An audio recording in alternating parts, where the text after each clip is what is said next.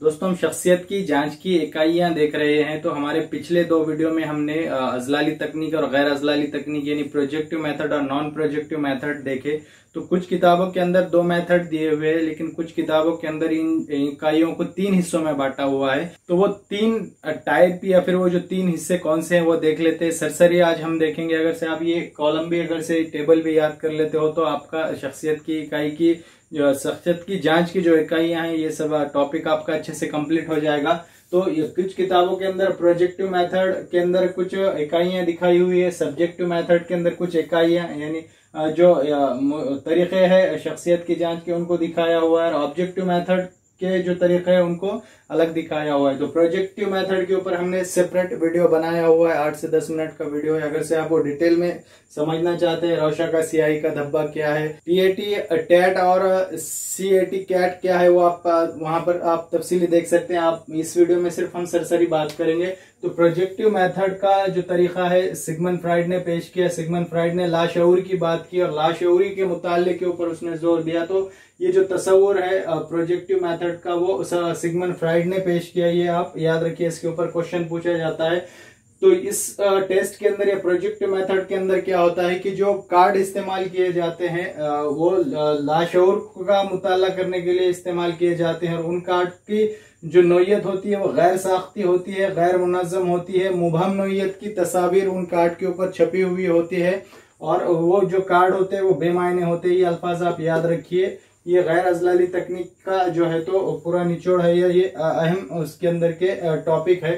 तो गैर अजलाली तकनीक के अंदर कौन कौन से तकनीक या फिर कौन कौन से मेथड आते हैं, तो रोशा का सियाही धब्बा। तो इस तकनीक को हमने डिटेल में हमारे पिछले वीडियो में देखा है, तो आप वहां पर उस वीडियो में जाकर इसको डिटेल में देखना चाहते हो तो देख सकते हो।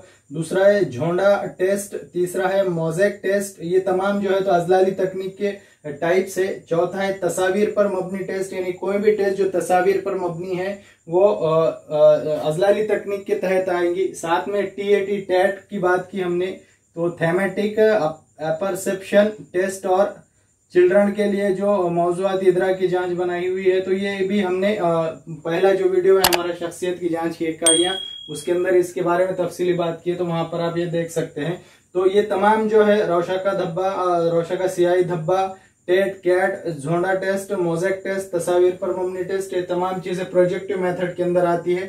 साथ में वर्ड एसोसिएशन टेस्ट है एक, जिसे गाल्टन ने पेश किया। नाम याद रखिए गाल्टन का। तो वर्ड एसोसिएशन यानी वर्ड जो होते हैं, अल्फाज जो होते हैं, उनको संगठित करना, उनको एक जगह लाना, उनकी मंजिलिस बनाना, उनको गैदर्ड करना, इसे गाल्टन ने पेश किया इस तरीके को। इसके अंदर क्या होता है कि जो शख्सियत की जांच कर रहा है वो शख्स एक लफ्ज कहता है और उससे रिलेटेड कोई लफ्ज इंसान सामने वाले से कहने के लिए कहा जाता है जिसकी शख्सियत की जांच हो रही। तो फौरी तौर पर यानी स्पीड के अंदर वो अल्फाज दोहराए जाते हैं और सामने वाले से उसका जो उससे जो मुताल्लिक दूसरा लफ्ज कहने को कहा जाता है। तो स्पीड के अंदर यानी वक्त कम होने की वजह से लाशऊरी हालत में इंसान कोई भी अल्फाज को वहां पर अदा करता है और फिर उसका जो है तो शख्सियत की जांच वहां पर बाद में की जाती है।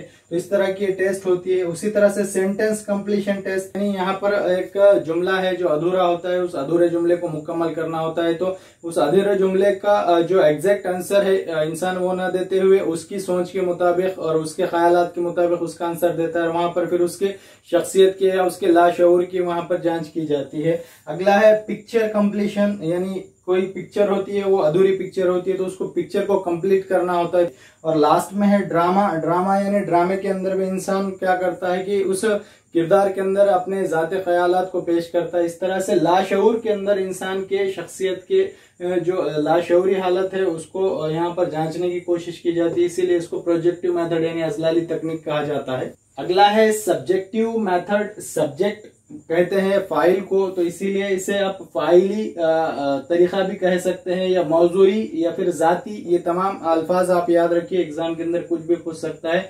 तो सब्जेक्टिव मेथड के अंदर फाइल यानी जो जिसके ऊपर शख्सियत की जांच की जा रही वो डायरेक्ट वहां पर कांटेक्ट में आता है या डायरेक्ट उसका कांटेक्ट आता है, तो इसीलिए इसे सब्जेक्टिव टेस्ट कहा गया। इसके अंदर है खुद एहतसाबी जांच, यानी अपने आप की खुद से जांच करना। यानी इसके अंदर क्या होता है कि इंसान को खुद अपने शख्सियत के बारे में पूछा जाता है कि आप आपके बारे में बताओ। तो ये तरीका है विलियम वुड ने पेश किया था, ये याद रखिए आप। विलियम वुड खुद एहतसाबी जांच विलियम वुड ने पेश की।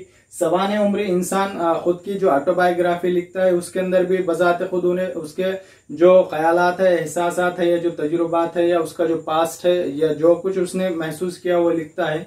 उसके बाद है सवालनामा। सवालनामे के अंदर भी इंसान से हम सवाल करते हैं और वो जवाब देता है। इंटरव्यू, तो सवालनामा जो है तो रिटर्न फॉर्म में होता है, तहरीरी होता है, जबकि इंटरव्यू ओरल होता है। तो ये दोनों ये सिर्फ रिटर्न फॉर्म में है सवालात की शक्ल, और इंटरव्यू जो है तो ओरल फॉर्म में है। और केस स्टडी, इस तरह से ये जो 5 टाइप है ये सब्जेक्टिव मेथड के अंदर आते हैं।